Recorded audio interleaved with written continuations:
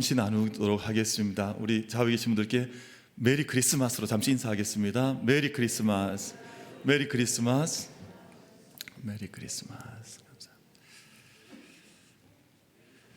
메리라는 말은 즐겁고 기쁨이라고 하는 뜻을 담고 있는데 별로 기쁘지 않으신 것 같아요. 저희가 나중에 다시 인사할 겁니다. 그러니까 그때는 2번 하겠습니다. 메리 크리스마스로 인사할 거니까 다음엔 더 기쁘게, 정말 귀한 인사다, 이 인사가 없었으면 어떻게 했을까 하는 인사로 성탄의 아침을 저희가 함께 맞았습니다.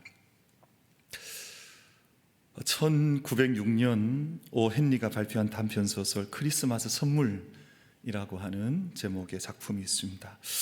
아마 이맘때 성탄절이 되면 자연스럽게 떠올려지는 제목 또 작품 아닌가 생각을 해봐요.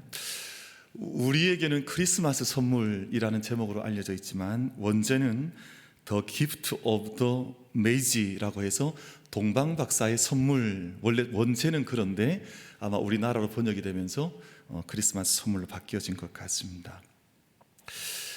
이 책의 작가인 오 헨리가 이야기하고자 하는 것은 이 작품에 등장하는 두 주인공이 주고받았던 성탄의 선물, 크리스마스 선물이 아기 예수님께 처음 드려졌던 동방박사들의 선물처럼 값진 선물이라고 하는 그 사실을 이 책 속에, 이 단편 소설 속에 담고자 했던 것 같습니다. 부부였던 짐과 델라가 등장을 하는데 가난한 부부였습니다. 가난한 부부였지만 서로 깊게 사랑하고 아끼는 그런 부부였습니다. 남편인 짐은 할아버지 때부터 물려받았던 시계가 자기 삶의 큰 자부심이었고 자랑거리였습니다. 그의 아내였던 델라라고 하는 이 여인은 길고 아름다운 갈색머리, 아마 긴 머리를 가지고 있었고 아름다운 머리를 가지고 있었는데 그 길고 아름다운 갈색 머리를 자기의 늘 자랑으로 삼고 있던 그런 아내였습니다.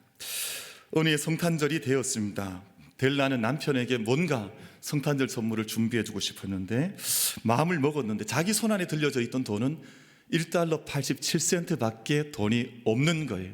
그러니까 이 돈으로 뭔가 선물을 사고 싶어도 선물 살 수 있는 여력이 되질 못했습니다. 고민을 하던 끝에 짐의 남편의 시계와 어울릴 만한 품위 있는 시계줄, 이 시계줄을 선물해야 되겠다 생각을 했는데 돈이 없잖아요. 그러니까 어쩔 수 없이 자신의 아름답고 긴 그 머리를 $20 받고 그 머리를 잘라서 돈을 마련을 합니다. 그리고 그 돈으로 시계줄, 자신의 남편에게 어울릴 만한 시계줄을 사게 되죠. 그렇게 시계줄을 짐에게 선물을 하는데 그때 같은 시간, 같은 상황에서 남편 짐은 델라에게 줄 선물을 마련하기 위해서 자신의 시계를 팔아서 자신의 아내의 머리카락을 가장 잘 단장할 수 있는 빗을 세트를, 고급스러운 선물 세트를 사서 아내에게 가져오게 되는 겁니다. 서로의 상황을 알게 된 아내 델라가 남편 앞에서 끝내 울음을 터뜨리고 맙니다. 근데 그때 짐은 괜찮다며 자신의 아내를 달래주면서 이들의 이야기가 마무리가 됩니다.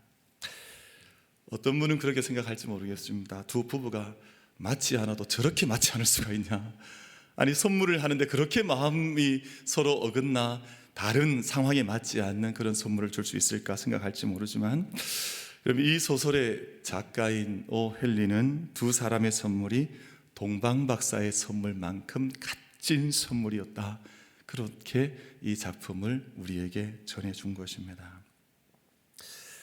그럼 음악의 아버지라고 불리는 요한 세바스찬 바흐가 1720년 전후를 해서 지었던 큰 대곡 가운데 인간 소망의 기쁨이신 예수 인간 소망의 기쁨이라고 하는 유명한 곡을 작곡을 했습니다.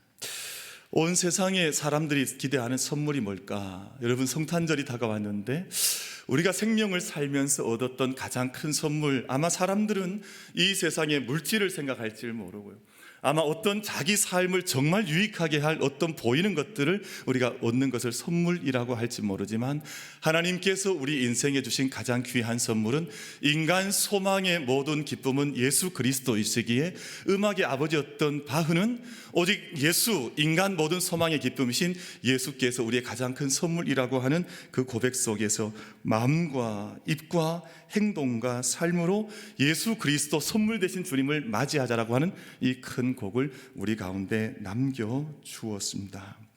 사랑하는 성도 여러분, 오늘 성탄의 예배로 하나님께 함께 나아가는 이 성탄의 아침의 예배인데, 이 세상에서 내가 얻을 수 있는 가장 귀한 선물 중에 선물이신 예수 그리스도를 내가 얻은 자로 하나님 앞에서 성탄의 예배를 함께 올려드릴 수 있는 우리 모든 만민 가족들, 예배자들 다 되어지시기를 주님의 이름으로 축복합니다. 예수, 인간 소망의 기쁨. 인간이 얻을 수 있는 선물 가운데 가장 큰 선물, 예수 그리스도라고 하는 선물 앞에 우리가 함께 예배의 자리로 나아가고 있습니다. 예수님께서 이 세상에 태어나셨을 때 2000년 전, 그때는 로마 제국이 세상을 다스리고 있을 때였습니다. 로마는 지중해 세계를 정복을 하고 통일한 제국으로 팍스 로마나 로마의 평화를 선전하고 자랑했던 제국이 로마였었는데요. 당시 로마에는 야누스 신전이라고 하는 신전이 하나 자리를 잡고 있었고, 이 신전의 특징이 뭐냐면 로마가 벌이는 전쟁이 있을 기간 동안에는 절대 신전문을 닫지 않는, 전쟁이 있는 동안 언제나 문이 열려져 있어야 하는 그런 신전이 바로 야누스라고 하는 신전이었습니다.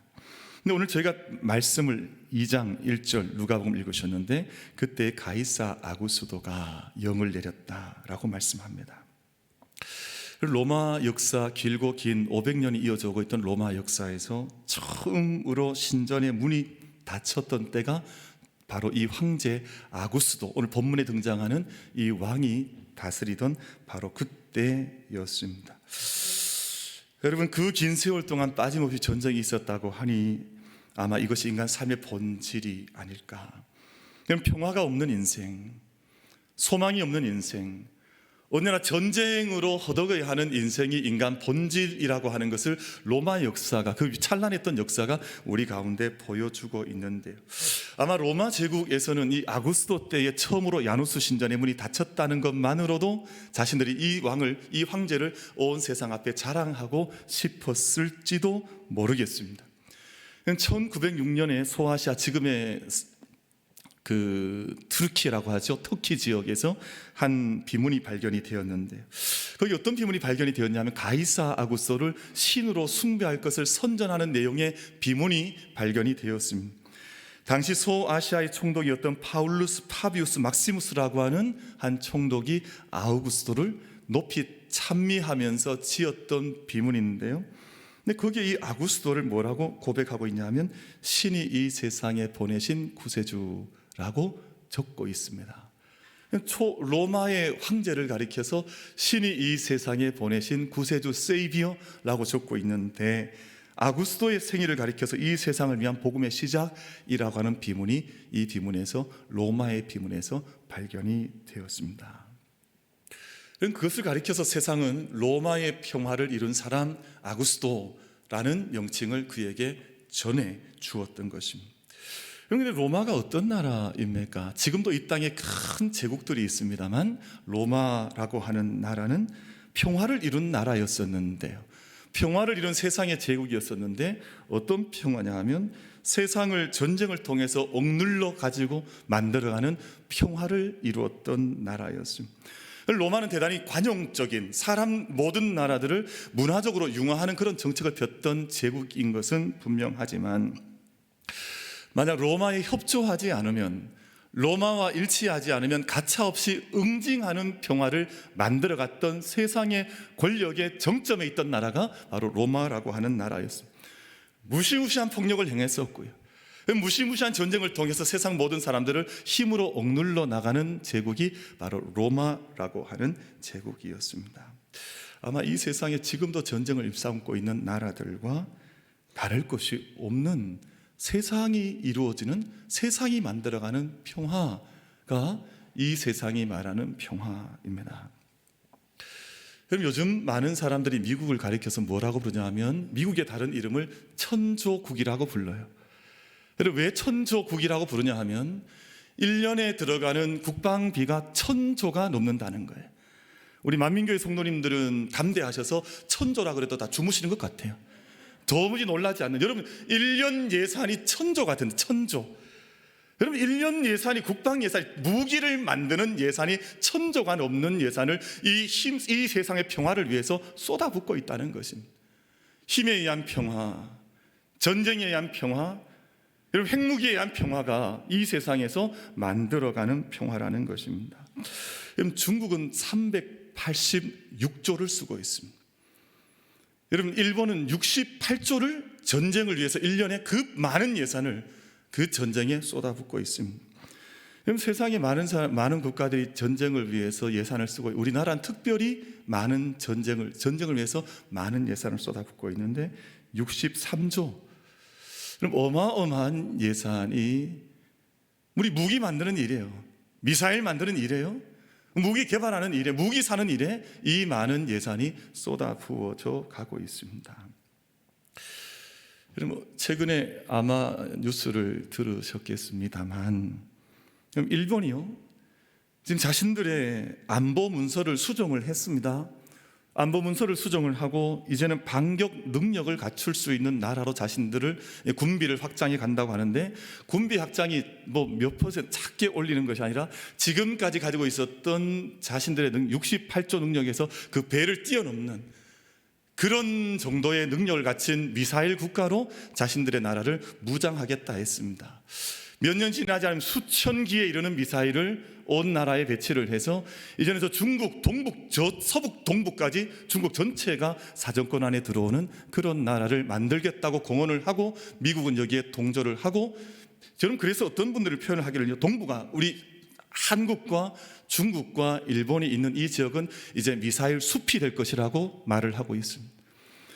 우리가 생명숲 만민교회를 이야기하지만, 우리는 그것을 꿈꾸고 기도하고 있지만, 이 세상이 만들어 나가는 숲은요 정말 생명숲이 아니라 미사일 숲, 전쟁의 숲을 지금도 만들어 가고 있는 가운데 있다고 하는 것입니다.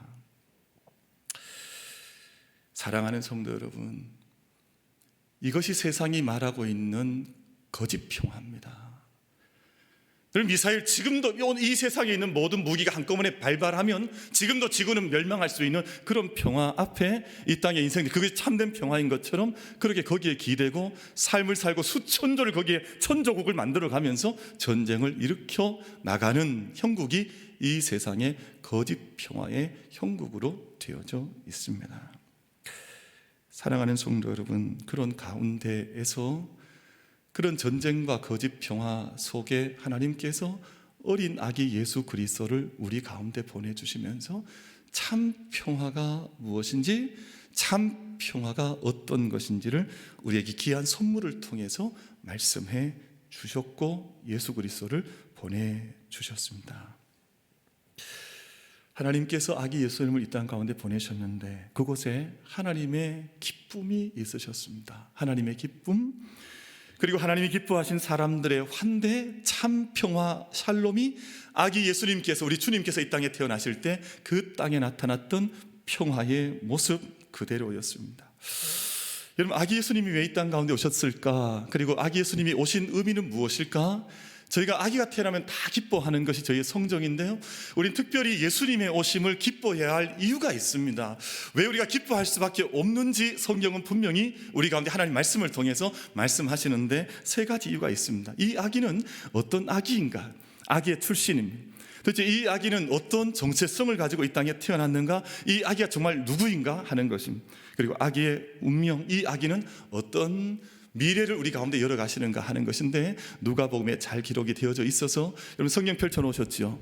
성경을 좀 찾아가면서 잠시 말씀을 읽겠습니다. 성경을 찾으시면 좋겠습니다. 자막은 뜨지 않습니다. 누가복음 1장 35절 말씀 제가 읽겠습니다. 천사가 대답하여 이르되 성령이 내게 임하시고 지극히 높으신 이의 능력이 너를 덮으시리니 이러므로 나실 바 거룩한 이는 하나님의 아들이라 일컬어지리라. 성령의 능력 안에서 태어난 하나님의 아들이라는 것입니다. 이 세상에 하나님의 아들이 없었습니다. 이 세상에 육체만 난무하던 때, 거짓 평화가 난무하던 때 성령의 능력 가운데 태어나게 된 하나님의 아들이 너희 가운데 오신다. 그럼 이분이 누구냐 하는 것을 그 아기의 출신의 근원을 말씀하고 있습니다. 그럼 2장 11절 말씀을 잠시 보시면 아기의 정체성입니다. 오늘 다윗의 동네에 너희를 위하여, 누구를 위하여요? 너희를 위하여, 즉 예배드리고 있는 저와 여러분을 위하여, 오늘 다윗의 동네 우리를 위하여 아기가 나셨으니, 구주가 나셨으니 곧 그리스도 주시니라. 세상의 주가 아닙니다. 세상의 왕이 아닙니다. 지금도 황제라고 일컫는 사람들, 대통령이라고 일컫는 이 세상의 위대한 전쟁을 일으키는 전쟁광들이 아니라 이 세상의 너희를 위하여 구주가 나셨으니. 그럼 지금 러시아 같은 나라들, 우크라이나 같은 나라들 전쟁하는 벌이는데 자기 자녀들, 자기의 민족 어린 청년들을 전쟁에 내몰면서도 그 평화를 위한 것이라고 거짓 평화를 선전하는 그런 사람이 아니라 너희를 위하여, 너희의 생명을 위하여 구주가 나셨으니 곧 그리스도 주시니라. 너희의 참된 주님이 너희 가운데 태어나지 않았느냐, 그 말씀 하시는 것 아니겠어요? 여러분, 아기의 운명입니다. 1장 32절 33절 말씀, 그가 큰 자가 되고 지극히 높으신 이의 아들이라 일컬어질 것이요 주 하나님께서 그 조상 다윗의 왕위를 그에게 주시리니 영원히 야곱의 집을 왕으로 다스리실 것이며 그 나라가 무궁하리라. 이건 무슨 말이에요? 이 아기가 왕의 왕이시라는 거예요. 이 아기가 주의 주가 되셔서 온 세상을 구하시는 구주로 이 땅 가운데 태어나신 아기 예수님이 우리 가운데 오셨다는 것입니다. 여러분, 그러므로 저희가 메리 크리스마스 인사를 하는 거예요. 여러분, 온 세상에 이 인사를 기쁨과 감사 가운데 메리 크리스마스 하는 거예요. 여러분, 저희들 안에 이것이 거짓 평화, 거짓 인사가 아니라 메리 크리스마스를 참된 구주께서 우리 가운데 오셨다고 하는 참 인사로 함께 나눌 수 있는 성탄의 아침이 될 수 있게 되기를 주님의 이름으로 축복합니다. 그럼 아기 예수님께서 베들레헴에 탄생하셨을 때 여러분, 어떤 한 가정과 가족들의 환대를 받았다 했습니다. 그것이 오늘 본문 말씀의 이야기예요. 그럼 저희는 지금까지 예수님 마구간 태어나셨다, 어릴 때부터 저도 그렇게 들었습니다. 예수님 누우실 곳이 없어서, 오늘 또 보면 어떤 여관이 없어서 어떤 마구간에 들어가신 것처럼 말씀을 하는데, 오늘 저희 생각을 조금 바꿔갔으면 좋겠습니다. 어떤 말씀이냐 하면, 여러분, 맞습니다. 오늘 구유라는 표현이 나오니까 마구간, 그러니까 예수님이 어디 정말 이렇게 버림받은 어떤 곳에서 태어나신 것처럼 우린 그런 아마 전 이해가 있었을지도 모르겠습니다. 그럼 베들레헴이라고 하는, 떡집이라고 하는 이름을 가진 이 예루살렘 고대 도시에는요, 평범한 사람들이 사는 일반적인 가정, 저희들처럼 일반적인 시민들이 살아가는 가정은 약 두 방으로 이루어져 있었습니다. 하나는 큰 방이 있었고요, 하나는 손님을 맞이할 때 쓰는 작은 방이 있는데, 큰 방은 어떤 역할을 했냐 하면 그 가족들이 함께 모였습니다. 그 방에서 함께 기도했습니다. 함께 요리를 하고 함께 밥을 먹는, 함께 자는 그런 원룸 같은 방이었습니다. 오늘 방처럼 방이 4개, 5개, 3개 있는 방이 아니라 그런 집에 함께 가족들이 모여서 생활을 했는데, 그때 그 공간 안에 가축들이 지내는 경우가 많이 있었습니다. 그럼 이것이 유목민들을 베이스로 한, 지금도 그런 사람들이 유목민들 속에 찾아볼 수 있지 않습니까? 근데 이게 장점이 많아요. 겨울에는 가축의 온기를 통해서 함께, 사람 추운 겨울을 지날 때 가족들도 따뜻하게, 가축도 함께 한 방에 모였다, 그 말입니다. 그리고 만약에 한 대 가축을 두게 되면 도둑 맞을 염려도 많을 것 아니에요. 그런데 그 같은 방 안에 가축들을 모아오게 하면서 도둑 맞을 염려도 없는 그런 방이었습니다. 이것이 예수님 당시의 일반적인 문화였습니다. 근데 마리아와 요셉이 들어갔던 한 집에서 아기 예수님이 태어나셨다 하셨는데, 이건 무슨 의미냐 하면, 여러분, 한 가족이 있었는데요, 자기들 큰 방이 있습니다. 근데 그 큰 방을 지금 이 낯선 요셉과 마리아, 서로 알았는지 모르는지 모르겠습니다만, 이 지금 나그네로 베들레헴에 와 있는 이 출산이 임박한 두 젊은 부부에게 큰 방을 내어줬다는 뜻입니다. 자기의 삶의 방을 내어준 채 그 방에서 아기가 태어날 수 있도록 배려를 하고 환대를 했다는 것입니다. 주님을 영접했던 한 가정, 한 방 속으로 예수 그리스도께서 들어오신 거예요. 아마 그 집은 크지 않았을 것입니다. 좁았을 것입니다. 아마 궁색한 살림이었을지도 모릅니다. 그러나 최선을 다해서 온 세상을 위해서 선물로 오신 아기 예수님을 처음으로 환대했던 가정이 그 바로 베들레헴에 있던 바로 그 가정, 오늘 예수님께 태어났던 바로 그 집이라고 하는 것입니다. 사랑하는 성도 여러분, 소박하지만 그 가정의 배려와 환대 속에서 예수님께서 이 땅에 하나님의 선물로 이 땅 가운데 오실 수가 있었습니다. 그럼 그래서 성탄은 우리 성도들에게 어떤 계절이냐 하면 은혜와 선물의 계절입니다. 하나님께서 이토록 큰 은혜를 우리 가운데 보내주신 하나님의 풍성하신 은혜, 말로 다 헤아릴 수 없고 표현할 수 없는, 측량할 수 없는 하나님의 은혜와 하나님의 선물의 계절이라는 것입니다. 여러분, 이 성탄의 계절은 모든 전쟁이 그쳐지고요, 서로를 환대하는 2차 세계대전 실제로 그런 일이 일어났지 않았습니까? 서로 총칼을 들고 있던 유럽의 병사들이 함께 성탄절 아침에 모든 총칼을 내려놓고 함께 성탄의 캐롤을 불렀던, 서로에게 환대하는 계절입니다. 생명의 아름다움의 눈뜨면 인사를 건네는 계절이 바로 성탄의 계절입니다.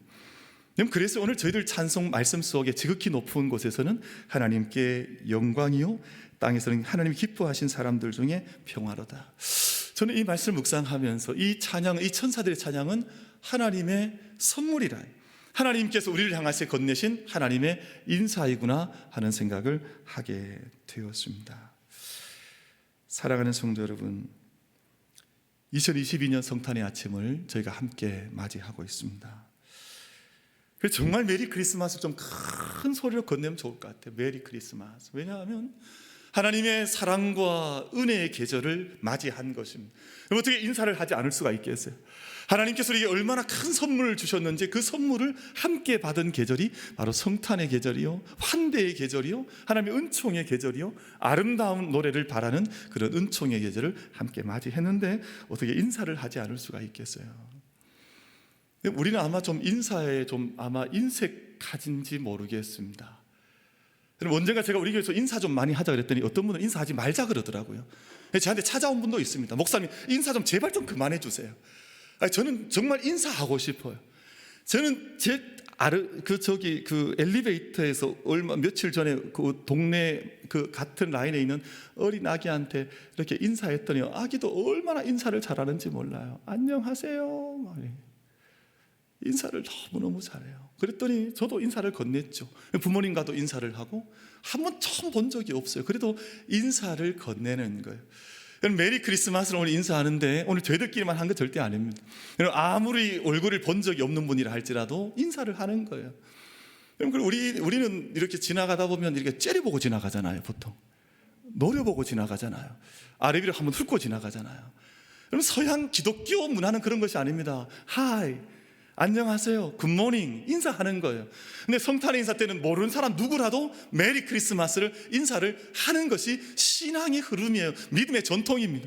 오늘 하나님께서 하늘에는 영광이요 땅에는 평화라는 하나님의 인사를 우리에게 건네주신 거예요. 근데 우리 역시 메리 크리스마스를 인사를 할 수밖에 없는 자리에, 영적인 은총의 자리에, 선물의 계절에 우리가 함께 서 있다 하는 것을 말씀하는 것입니다.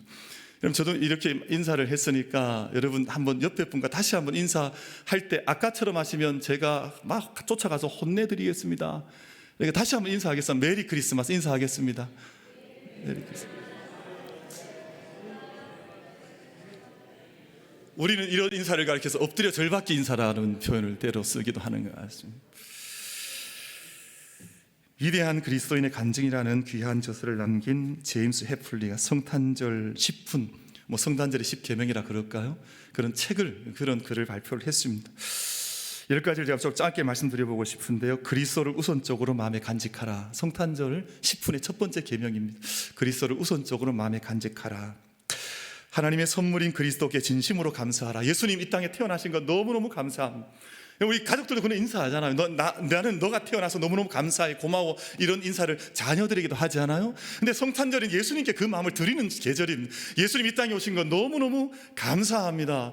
예수님 오시지 않아서 우리가 어떤 이 생명의 선물을, 이 빛을 어떻게 우리가 받았겠습니까? 그러므로 예수님 너무너무 감사합니다. 세 번째, 마음의 방을 준비하십시오. 우리 안에 예수님 맞이할 수 있는 방을 준비하는 것입니다. 교회의 행사에, 교회에 함께하는 영적인 일에 참여하십시오. 이웃 돕기에 동참하십시오. 소외된 이웃을 돌보십시오. 캐럴과 기쁨으로 서로 선물을 나누십시오. 이웃 간의 기쁨으로 선물을 나누십시오. 수고한 분들에게 감사하십시오. 자녀들에게 성탄의 의미를 가르치십시오. 여러분, 우리 함께 이런 성탄의 인사를 통해서 세상은 끊임없이 군비를 늘려나가고 전쟁을 벌이지만 그걸 통해서 세상의 평화를 이룬다고 말하지만 모두 다 거짓 평화일 수밖에 없는 세상인 것을 제가 고백하면서 참된 평화의 왕으로 이 땅에 오신 예수 그리스도를 참으로 기뻐하며 그분께 모든 경배와 찬양 올려드릴 수 있는 참 성탄의 아침을 함께 맞이할 수 있는 우리 모든 만민 가족들 다 되어주시기를 주님의 이름으로 축복합니다. 기도하겠습니다.